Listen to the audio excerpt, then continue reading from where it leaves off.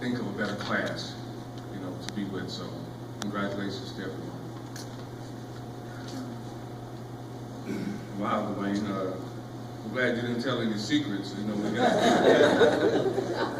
have to have a conversation with Coach Rocket. It's a good idea. Just saying. First and foremost, I'd like to thank God for all his blessings. And a special thanks to my mother, Ruby Davidson. She's sitting over there with me. All right, all right. My mother is 84 years old, and she lives in the state of Florida, but wanted to be here to celebrate with me for this wonderful event. Mom, thank you. Thank you for believing in me and for never giving up. I know that there were times, not only in high school, but other times, that life was challenging, but you stood behind me as well as you did my other brothers. So, thank you. Also, as a note of reference, my mother was the first African-American female to be hired at General Foods when she was a young lady over on Hobby. So.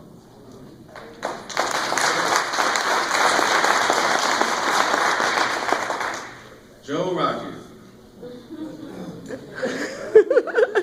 thank you for your leadership and guidance.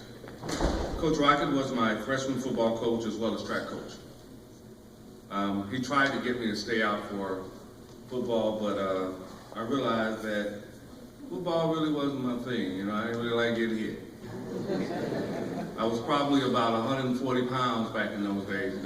Us track athletes, we were a little slim.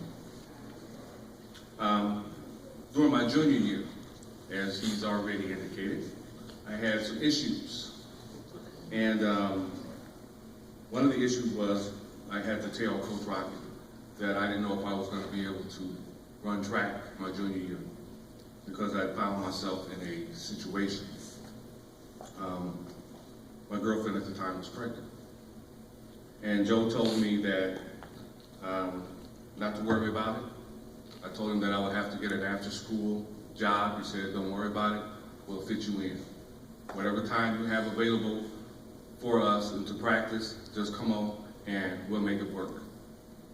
And we did, because I ended up going to the state, my junior year, and then following that, my senior year, I went back to state to third place. Awesome. In the long jump. So it was no surprise to Joe when I told him that I wasn't going to college after high school. Even though I had got scholarships, but I thought I was in love, and I had a baby that I needed to be there for, but thankfully my family stepped up and filled the gap so that I would be able to go, and Joe was very instrumental in getting me into Northern Illinois University. Now mind you, I had to go in as a walk-on because I had foregone any scholarships. So things worked out for me. Actually, it really did. It was the first time probably in my career running track that I was ever really in shape. Running on a college level is a lot different than high school. And, I was running against other kids that were from the Chicago area and other, in other states as well. And here's the story. I really felt really bad for one of the guys on the team. He was a senior, and he was the man, so to speak, in a triple jump. Well, here I come as a freshman. Now, when I was in high school, we did what they call a run, skip, and jump. But when I got to college, I actually learned technique, and he taught me technique. And to the point where I surpassed him as a freshman and ended up going to state as a freshman and won the long jump and the triple jump. And the triple jump was, it was such a pretty good jump that, it qualified me for the NCAA championships. And I would have also qualified for the Olympic trials, but that was the year that we worked out.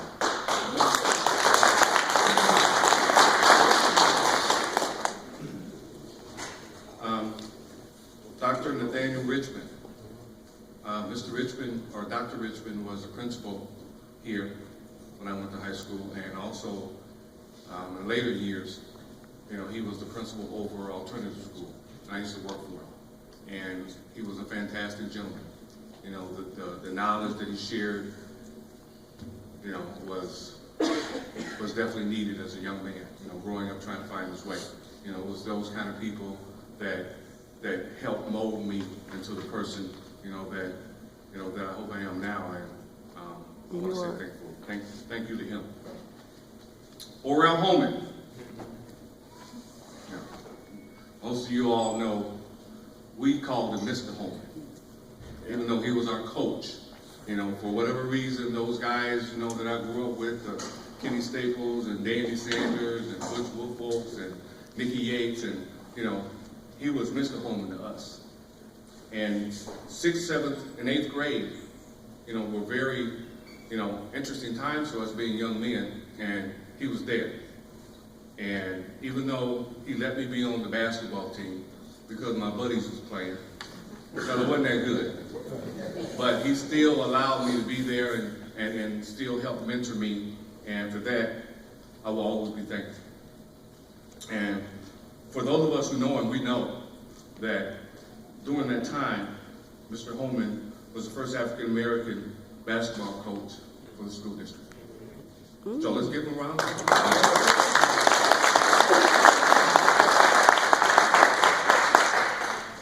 My friend and mentor, Dwayne Tucker.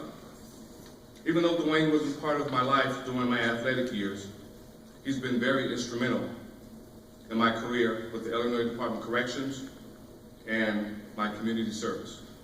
For those of you who know, Dwayne's been doing community service forever.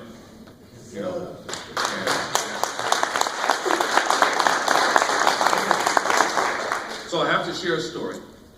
Now, Dwayne and I work together at the White Correctional Center, which is a female institution. So I can assure you we have lots of stories that we could share. But the one that sticks out, that's the most significant, is I started working in corrections in October of 1989. And Dwayne was my supervisor. I believe he was a captain at the time. And I was just a COT. And a situation occurred where I went to Dwayne and said, hey, I got a situation that I need to go to the state of Florida because I got a call from my, at that time, youngest son's mother saying that she could no longer take care of him. I needed to come get him. Now, mind you, I'm 20-something. But, I went to Dwayne. I was new. I barely had any time on the books. He made it happen. He made it so that I could take the time off to go get my son. And my son's here today, Justin Davidson.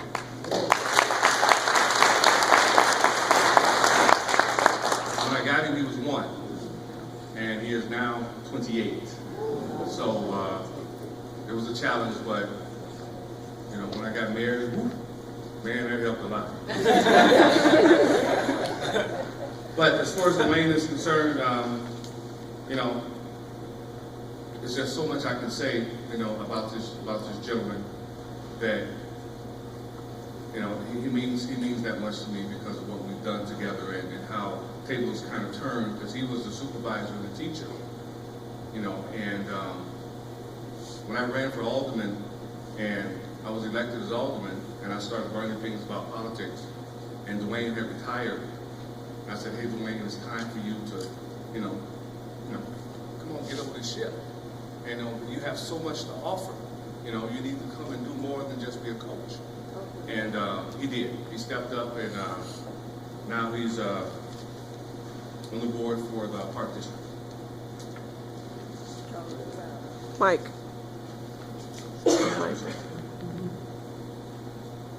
Last but definitely not least, my astoundingly supportive family, especially my wife Kelly of 23 years. She's a few years younger than me, but that's okay. They always told me to marry young. You gotta have somebody to take care of you. But she's been there for me for these 23 years. It's been a challenge, but thank you for everything. Now, in closing, I will be remiss if I did not ask this question. Are there any K-Hawks in the house?